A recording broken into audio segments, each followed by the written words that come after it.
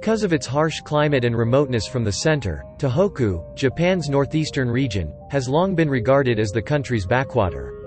Along with that reputation comes a set of unflattering stereotypes about its people: that they are taciturn, stubborn, somewhat enigmatic.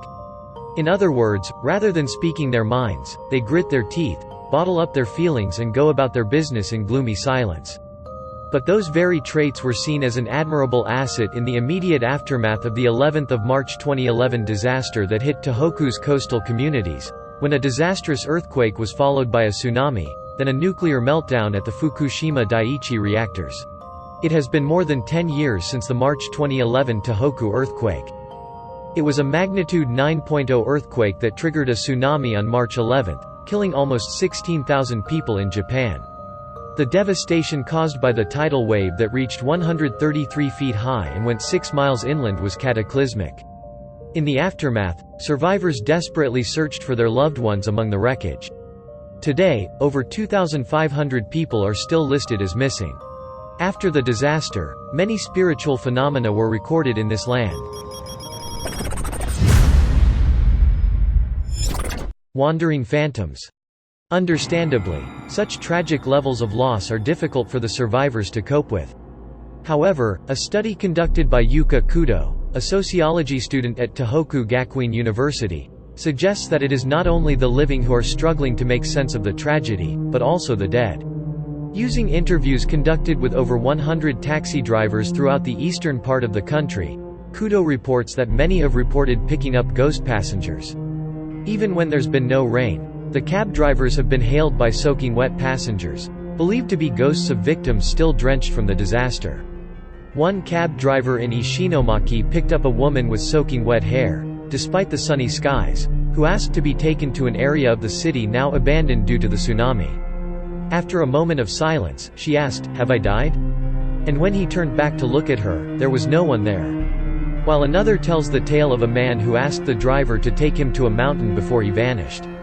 In a similar situation, another cabbie picked up a young male passenger, roughly age 20, who directed him to another part of the district.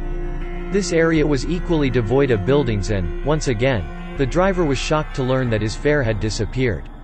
The supposed riders involved in the account, which many compares to the "phantom hitchhiker" urban legend, were generally young people, and Kudo has a theory about that. Young people feel strongly chagrined, at their deaths, when they cannot meet people they love, she said. As they want to convey their bitterness, they may have chosen taxis, which are like private rooms, as a medium to do so.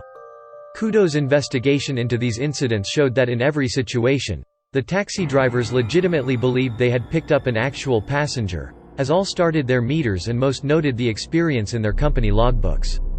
Yuka also found that none of the drivers reported any fear during their encounters with the ghost passengers. Each felt it was a positive experience, in which the soul of the deceased was finally able to achieve some closure. While many of them have learned to avoid picking up passengers along those places. On its own, Kudo's study is interesting, but cab drivers are not the only ones in Japan who have reported seeing ghosts in the tsunami-devastated towns. The police have received hundreds of reports from people who see ghosts where housing developments used to be and long lines of phantoms queued outside of former shopping centers. While many have witnessed figures walking past their house in the evening, as darkness fell. Mostly, they were parents and children, or a group of young friends, or a grandfather and a child. The people were all covered in mud.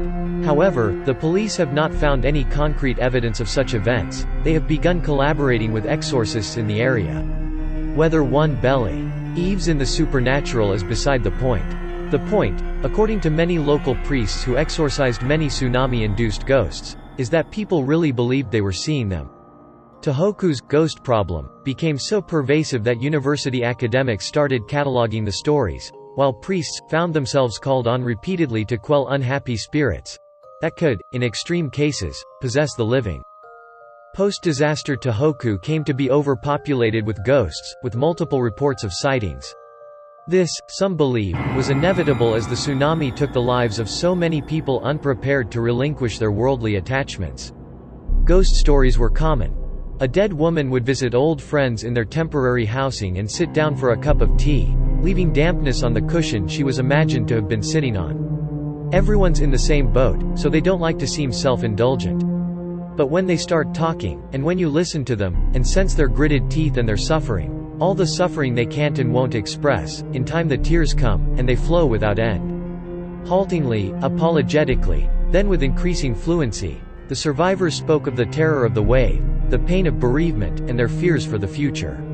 They also talked about encounters with the supernatural. They described sightings of ghostly strangers, friends and neighbors, and dead loved ones. They reported hauntings at home, at work, in offices and public places, on the beaches and in the ruined towns.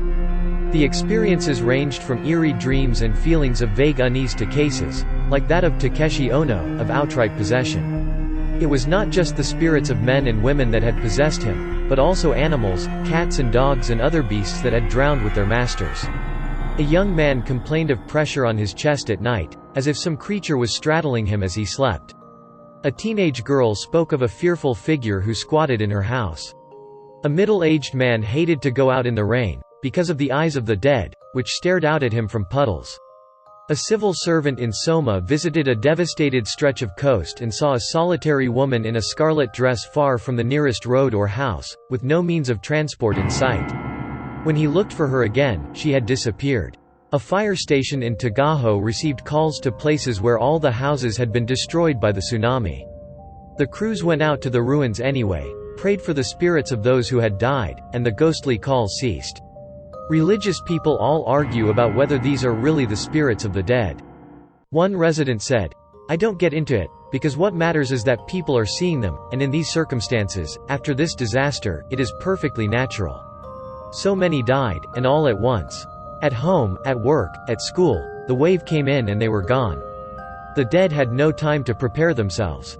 The people left behind had no time to say goodbye. Those who lost their families, and those who died, they have strong feelings of attachment. The dead are attached to the living, and those who have lost them are attached to the dead. It's inevitable that there are ghosts. The tsunami been the greatest disaster of post-war Japan. And yet the pain did not announce itself, it dug underground and burrowed deep. Journalists reporting from the disaster zone commended the resilience of Tohoku people, marveling at the restraint demonstrated by survivors, many of whom had lost everything.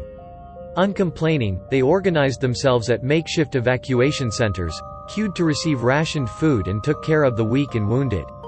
The tsunami had a devastating toll on agriculture, fisheries, and other local industries. In the decade since the disaster, projects focused on practical tasks like removing sediment, rejuvenating salt-damaged soils, and repairing irrigation and drainage systems have succeeded in restoring 94% of damaged farmland. Similar progress has been made in returning fisheries to their previous capacity, with 100% of fishing ports and related facilities being restored as of the end of 2020. As communities have rebuilt, tourism, particularly from overseas, has steadily improved. In 2019, 1.68 million foreign visitors stayed at hotels and other lodgings in the 6 prefectures that make up Tohoku.